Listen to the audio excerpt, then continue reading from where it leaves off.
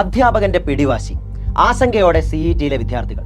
Internal mark ഇടുന്നതിലെ അധ്യാപകന്റെ പിടിവാശിയിൽ വലഞ്ഞ് കോളേജ് ഓഫ് എഞ്ചിനീയറിംഗ് ട്രിവാൻഡ്രം CET-യിലെ കമ്പ്യൂട്ടർ സയൻസ് വിദ്യാർത്ഥികൾ. ഇക്കഴിഞ്ഞ ദിവസം പത്രത്തിൽ വന്നൊരു വാർത്തയാണിത്. എന്താണ് ശരിക്കും സംഭവം?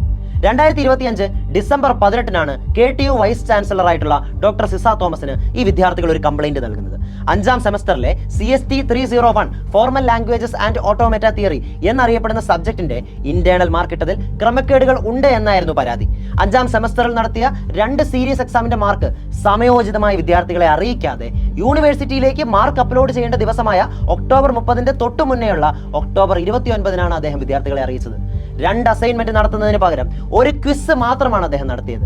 വിദ്യാർത്ഥികളുടെ പരാതി ശരിയാണ് എന്ന് മനസ്സിലാക്കിയ വൈസ് ചാൻസലർ ഒരു റീ അസൈൻമെന്റ് നടത്തി ഇവരുടെ മാർക്ക് റീ അപ്ലോഡ് ചെയ്യണം എന്നുള്ള ഓർഡർ ഇറക്കുകയുണ്ടായി. പക്ഷേ ഈ പറയുന്ന അധ്യാപകൻ 5ാം സെമസ്റ്ററിലെ സബ്ജക്റ്റിന്റെ ഒരു ക്വിസ് വീണ്ടും നടത്തി മാത്രമേ ഈ സെമസ്റ്ററിൽ മാർക്ക് ഇടൂ എന്നാണ് ഇപ്പോഴും പറയുന്നത്. കേരളം മുഴുവനുള്ള എല്ലാ വിദ്യാർത്ഥികൾക്കും ഒരു പ്രചോദനമാവുകയാണ് ശരിക്കും പറഞ്ഞു കഴിഞ്ഞാൽ ആ പരാതി കൊടുത്ത വിദ്യാർത്ഥികൾ.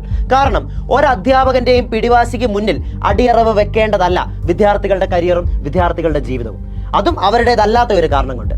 അതുകൊണ്ട് തന്നെ ഈ ഒരു പരാതിയുമായി മുന്നോട്ട് പോയ ആ വിദ്യാർത്ഥികളെ എത്ര അഭിനന്ദിച്ചാലും മതിയാവില്ല. S5-ന്റെ റിസൾട്ട് ഇപ്പം വന്നപ്പോഴും ആ ഒരു ക്ലാസിന്റെ റിസൾട്ട് മാത്രം ഇപ്പോഴും വിത്ത്ഹെൽഡ് ചെയ്തിരിക്കുകയാണ് എന്നാണ് ഇപ്പോൾ അറിയാൻ സാധിച്ചത്.